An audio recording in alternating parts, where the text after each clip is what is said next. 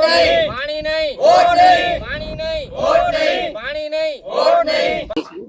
મિત્રો, નર્મદા કેનાલનું આયોજન કરવામાં આવ્યું કે ગામડે ગામડે ખેડૂતો સુધી જે પાણીનો પ્રાણ પ્રશ્ન છે એમને પાણી મળી રહે ખેતી માટે, પરંતુ કચ્છની અત્યારે અમરાપરની એ પરિસ્થિતિ છે કે તમે મારા પાછળ દ્રશ્યોમાં જોઈ શકો છો।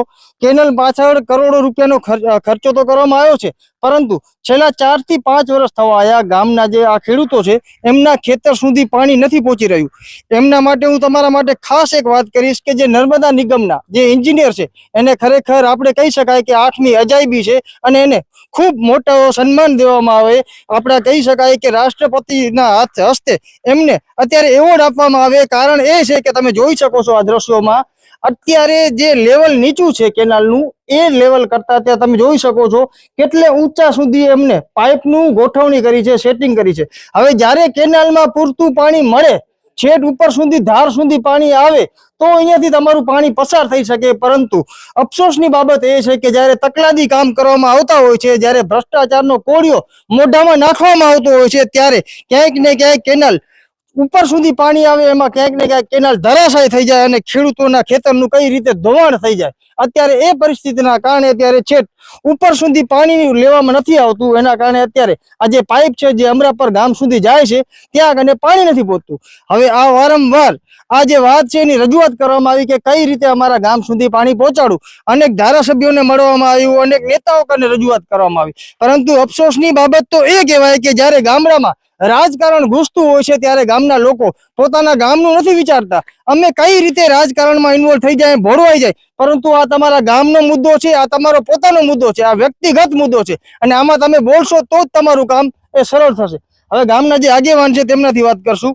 શું નામ છે આપનું? શામજીભાઈ। શામજીભાઈ, કેટલો ટાઈમ થયો આ તમારે સમસ્યા છે, તમે ક્યાં ક્યાં રજૂઆત કરી અને એનો નિવાડો શું કારણથી નથી આવ્યો? સાહેબ, હવે આ કેનાલ ચાલુ થઈ અને 4 થી 5 વર્ષ થયા, બરાબર।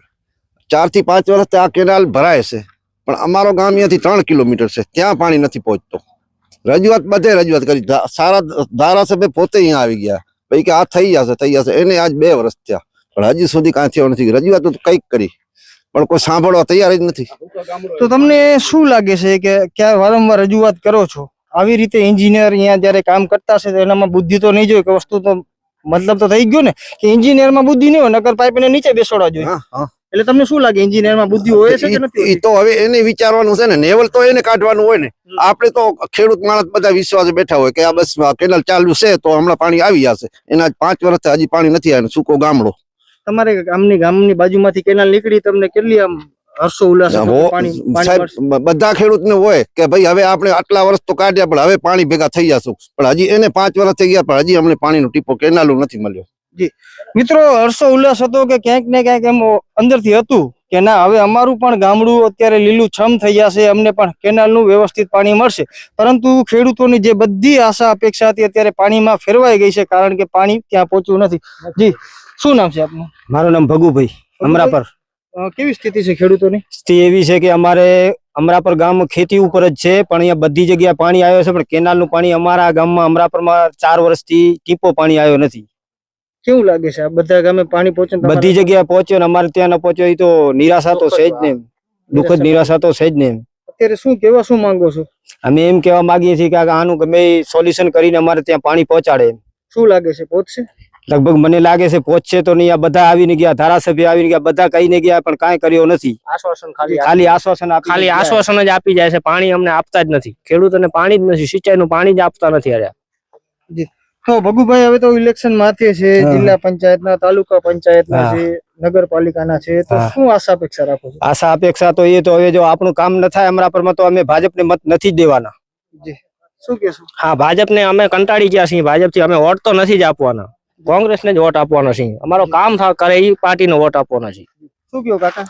હવે આમાં રાજકારણ લેવા જાય તો મતલબ શું, અટાણે સત્તા પક્ષ તો ભાજપ જ છે, એ લોકોને થોડુંક ધ્યાન તો દેવું પડે ને કે ભાઈ આ સૂકો ગામડો છે, અહીંયા આપણે પાણી પહોંચાડવું ના થવો જોઈએ। આ પબ્લિક નો વિષય છે ને, આમાં રાજકારણ આવે જ નહીં। હા, ગામનો વિષય। કેટલા ખેડૂતો છે ગામમાં? ખેડૂત તો લગભગ બધા ખેડૂત, આખો ગામ 250-300 લોકો ખેતી, 250 ની આજુબાજુ, પરિવાર બધા એના ઉપર ખેતી ઉપર જ, સૂકો ગામડો હાવ। અમારે તો શું છે, પ્રસંગ કોઈ હોય ને તો અમારે ટેકર મગાવવો પડે છે, અમારે પાણી તો છે નહીં કઈ। ટેન્કર મંગાવવું પડે. ટેકર 1200 રૂપિયા દેવા પડે છે. કેટલા ટાઈમથી ટેન્કર મંગાવો? જો પીવામાં પાણીમાં પણ ગટરનું પાણી આવે છે. પાણીની લાઈન તમે ચેક કરો, ગટરનું પાણી આવે છે નળકામાં. પાણી પીવાનું પણ સારું નથી આવતું. મારી વાત સાંભળો, પ્રસંગ હોય ને ત્યારે અમારે 1200 રૂપિયા ટેકર ના દેવા પડે. તઈ આ પ્રસંગ થાય અમારો. અમારે ક્યાં જવું? ને ખાવા પીવા માટે ને એના માટે પાણીનું કઈ રીતનું આયોજન? કાંઈ નથી. જો મોટર બંધ થઈ જાય, મોટર બંધ કદાચ ભરી જાય તો અમારે દૂધીથી મગાવવું પડે છે. હવે અમારે શું કરવું? હા, શું કયો છો? અમારે પાણી પીવાના પાણીના પણ વાંધા છે. પાણી પીવાનું આવે છે, એમાં પણ ગટરનું પાણી આવે છે. તમે અત્યારે ચેક કરો, 2 કલાક તો ગટરનું પાણી જ આવે છે, પીવાનું પાણી પણ નથી આવતું. તો શું કારણથી તમારા ગામને આવી રીતે વિકાસથી દૂર રાખવામાં આવ્યું છે? કઈ પ્રયત્ન કર્યો જાણવાનું? કાંઈ ખબર નથી પડતી. જયારે વોટિંગ આવે ત્યારે બધા લેવા આવે છે, વોટ માંગવા આવે છે, પણ કોઈ અમારું કામ કરતું નથી.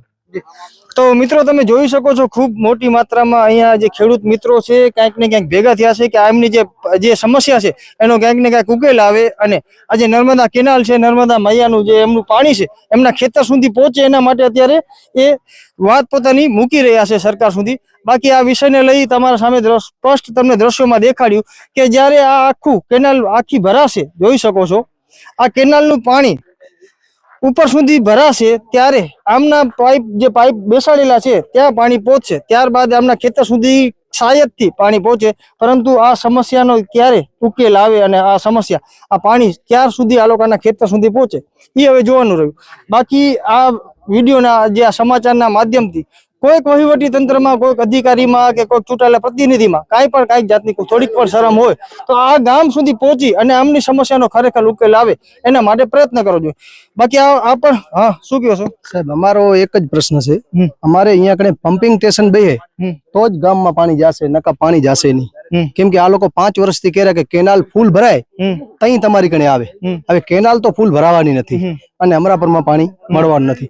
કાં તો સરકાર જો પમ્પિંગ સ્ટેશન અહીંયા કરે તો જ અમરાપરને પાણી મળે. બાકી 5 વર્ષ નીકળી ગયા, હજી 5 વર્ષ નીકળી ગયા. સ્ટેશનની તમે રજૂઆત કરી છે? રજૂઆત તો કરી, પણ એ લોકો કોઈ આવતા જ નથી. શું કરવાનું? હવે આટલા આખા જે વાડીવાળા ગામ હતા જેને બોર છે, જે મીઠા પાણી નીકળ્યા, હું પાણી મળી ગયું. અને અમારો એક ગામ છે સુકો ગામ છે, હું કોઈ 1000 ફૂટ સુધી બોર કર્યા પણ મીઠું પાણી નથી. હવે બાજુમાં કેનાલ છે તો એ લોકો પમ્પિંગ સ્ટેશન નથી કરતા. હવે આ લોકો કરી દીધો. હવે એ લોકો શું કરે કે ફૂલ કેનાલ થાય ત્યારે પાણી આવે, ના તો ફૂલ કેનાલ થવાની ના તો પાણી મળવાનું. થાય તો પાછળ તૂટી જાય. એના કરતા અમારી રજૂઆત સાહેબ એક જ છે કે અમને પમ્પિંગ સ્ટેશન અહીંયા કરી દો. અમારા અમરાપર ગામ માટે સ્પેશિયલ પમ્પિંગ સ્ટેશન થાય, અહીંયાથી ઉપરથી પાણી પડે તો જ અમારો પાણી મળે, નકા કોઈ શક્યતા નથી. અમારી અમરાપર ગામ આખાની ઈ જ માંગ છે, અમને પમ્પિંગ સ્ટેશન કરી દો. બસ પમ્પિંગ થશે તો જ પાણી મળશે, બાકી કોઈ રીતે પાણી નહીં આવે. તો મિત્રો તમે રજૂઆત સાંભળી ગામના લોકોની. હવે આ બધા વિષયને લઈ તમે શું વિચારી રહ્યા છો એ કમેન્ટ દ્વારા મને ચોક્કસથી જણાવજો. અજયસિંહ જાડેજા સાથે નીરવ ગોસ્વામી, સ્વતંત્ર સમાચાર, અંજાર, કચ્છ, ગુજરાત.